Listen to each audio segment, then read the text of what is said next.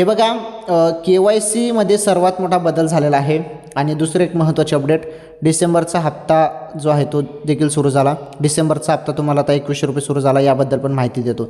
KYCमध्ये बदल असा झालेला, आता 3 तिथे ऑप्शन तुम्हाला असं पाहायला मिळतात. तर पती हयात आहेत की नाही, पती हयात आहेत का असं विचारलं जाईल, पती निधन झालेलं आहे का असं विचारलं जाईल, आणि घटस्फोटित महिला. आता घटस्फोटित महिला असेल तर इथे टिक मार्क करायची आहे, पती यांचं निधन झालं असेल तर इथे टिक मार्क करायचे आहे, पती हयात असेल तर इथे टिक मार्क करायचे आहे. ओके, म्हणजे आता सर्व बहिणींना KYC करता येणार आहे. राहिला विषय डिसेंबरचा, व्हिडिओला लाईक करा, चॅनलवर नवीन असल्यास चॅनल सबस्क्राईब करा.